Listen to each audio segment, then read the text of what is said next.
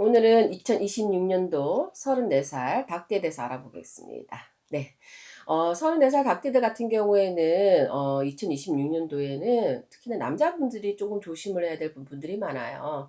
문서를 진다거나 투자를 한다거나 주식을 한다거나 투기 이런 거는 되게 조심하셔야 돼요. 그리고 보증을 쓴다거나 명의를 빌려준다거나 이런 거. 그러니까 문서상의 실수, 그다음에 명의, 그다음에 뭐냐면은 금전에 어디에 투자하는 거. 이런 건 되게 조심하셔야 됩니다. 문서를 지는 것도 내가 큰 돈이 나가는 거잖아요. 뭐 대출을 받아서 나가든 어쨌든 간에. 그런 부분들이 있기 때문에 특히나 남자분들은 되게 조심하셔야 돼요. 그리고 주식을 하는 거에서는 뭐 말릴 그거는 아니지만 단타적인 거라든지 투기 목적이라든지 이런 거는 되게 조심하시고, 주식을 하더라도 멀리 보고 길게 보고 안정적인 자산에다 투자를 하시는 게 좋습니다. 하지만은 단타적인 거라든지 투기 목적으로 하시는 건 절대 좋지가 않습니다. 알겠죠? 횡재 목적으로는 안 된다는 말입니다. 그래서 올해는 천하 없어도 목돈이 나가거나 금전이 실수가 있을 수가 있습니다. 그걸 되게 조심하셔야 돼요, 남자분들은. 그리고 문서를 진다거나 내 명의로 뭐 전세라든지 뭐 집을 산다든지 이것도 되게 조심하셔야 돼요. 그래서 이런 데 와서 좀 디테일하게 운이 있는지 세부적인 운을 조금 들여다보고 조심조심해서 한번 해보시는 게 좋을 것 같고요.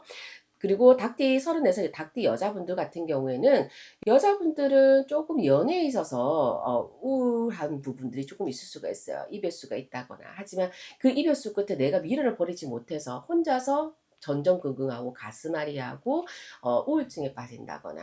근데 뭐 사람을 새롭게 만나는 사람이 있다 그러면 가는 사람도 있는 거죠. 그러니까는 가는 사람이 있으면 또 오는 사람도 있고, 그래서 새로운 인연에 대해서 좀 생각을 하셔야 되는데, 지나간 인연에 미련이 너무 많이 남아서 힘들거나 외로움에 빠질 가능성이 많습니다. 그래서 그럴 것이 전혀 없다.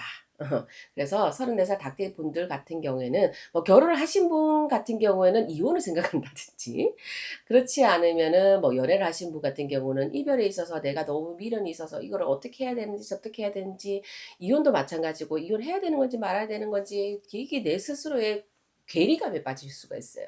괴리감에 빠지다 보니까 자존감이 낮아지고, 자존감이 낮아지다 보면 우울증이 찾아오게 되고, 뭐 그런 순차적인 거겠죠.